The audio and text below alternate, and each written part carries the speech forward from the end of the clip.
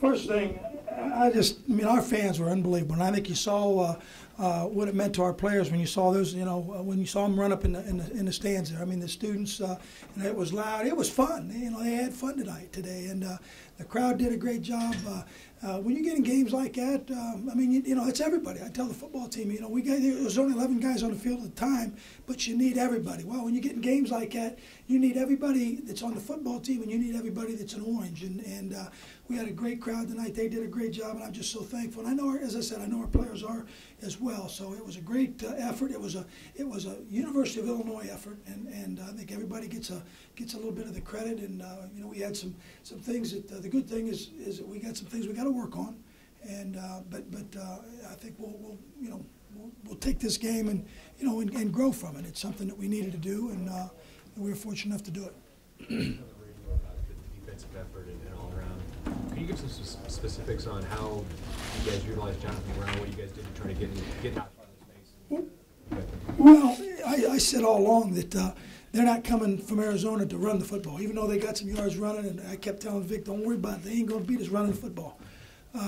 They came here to throw the football, and I think they got a little frustrated, and there at the end particularly, but they had a great plan. They really did, and I can't say enough. Mike Gilheimer's been coaching in the NFL for 7 years, and I think when you start and you break down all the routes, and he's pretty good at that stuff, and that's a pretty good offense. And the guys were where they should be. They were in position to make the plays, and the pressure was great. Coach Gilmore did a great job, and as I said, Vic called a great game. He really did. He had them coming from all different directions. He told me before the game that we were going to come after him. I says, keep coming. Don't this wasn't a game for the soft at heart, but as I said, they kept coming. They didn't. I'm proud of the way the defense played. I really am. What's this game mean in the big picture for you? I mean, we've taken some steps. I think we're continuing to get where we're supposed to get, and as I told our football team in there, hey guys, this is a great win for us. It's a great win for this season, but act like we're going to get a bunch more of these. So it ain't the end of the season. It's not the Big Ten championship. It's just one that we're going to build on and enjoy it. But I think it makes everybody understand that, hey, maybe the Illinois is a little bit better than what people think. You have a vote. Will you be in your ballot tomorrow? My vote comes out the last one. Is the only one you'll see. But I'll look at it and see where everybody is. But I got to believe that if they're the 18th team in the country, we got to at least get a few votes. Ron, I think of the first 5 takeaways, neither team capitalized for points, but you guys did. How important was it to be that team that did that first? Well, no question, Adam. I mean, it was big to be able to get some takeaways there. The one thing that now that I can look back and say this, we hadn't been stretched like that. We hadn't had to go back out a couple of times like we did on defense after turnovers, and because we haven't turned the ball over, and I think we had 3 turnovers tonight, and so those are things that that the defense can draw on if it ever happens again. That hey, we can go out there and play, and the fourth down call when I went for it on 4th down. I mean, they had to go out there and bow up, and they did. They did a great job, and. I think you learn from that, but like you say, you gotta capitalize. You gotta make something happen when you do get the ball back. Freshman punter did. You know what? He really did. I'm so proud of him.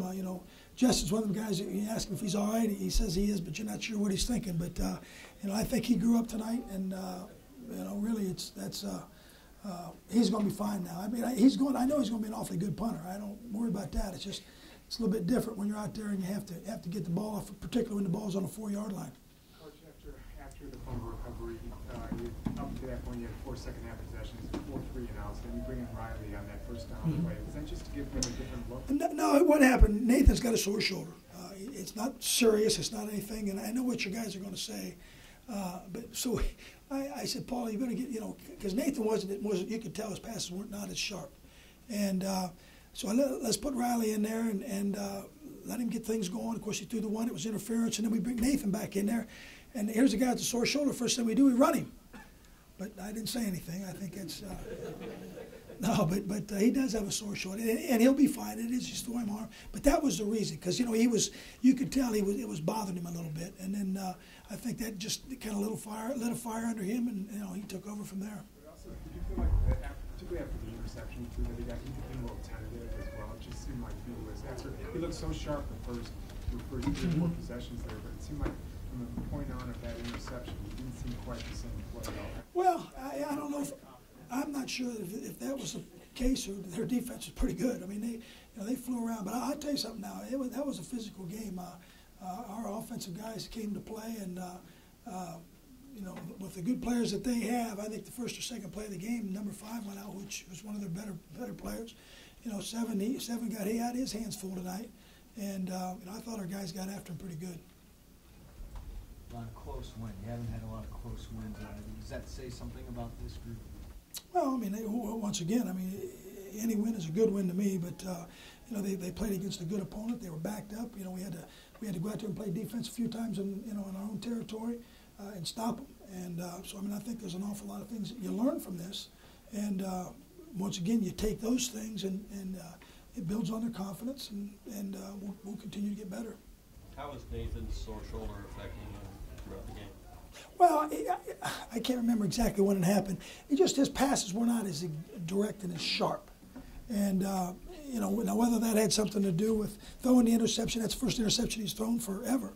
Obviously, it's the first one this year, but, and I'm not sure that it was just all that. It was just maybe because of the hype of the game or whatever. And Nathan wants, we told Nathan all week, or he felt like he had to play well, and he did play well. But I think the thing that just bringing Riley in was a kind of a jump start for him, and he went in and took over from there. You said he entered the game with the shoulder, or he got dinged? No, he got dinged during the game, right? But he's all right. Michael Buchanan's causing a lot of problems in the backfield. Is that really what you guys are looking for him to do? Well, he's probably our best pure pass rusher, and in the front, and then of course the linebackers, Jonathan and Houston are pretty good pass rushers as well. But that's the thing that he has to be able to do. Michael. Ron, how important is it just to carry over some of the momentum you generated late last season to this season? I know it's been hard here to do that year after year, but do you feel like you've done that? Or well, to this point we have. I said this all along. I thought from the time we came back in the very first meeting in here after the bowl game that this was a different attitude. These guys understood that hey, they got a little taste of it at the bowl game, and that they realized that they can be a lot better. I think the work ethic that they put in, the extra work, I think probably one of the biggest things is, as I said, from the end of spring to August, that they had to become a better football team without the coaches, and that means they have to do it on their own. So they worked extremely hard, and I'm proud of them. And hopefully some of the benefits of that's going to begin to pay off. Donovan Young didn't play after the fumble. Sir. Donovan Young didn't play after the fumble. Is there a message? Yeah, he did. I know he was out there. Now we might have changed personnel, but he was out there, and that wasn't necessarily the reason that he wasn't out there. But I'm pretty sure. I know he was on the field, and I can't remember. We might have changed personnel then, and he came out.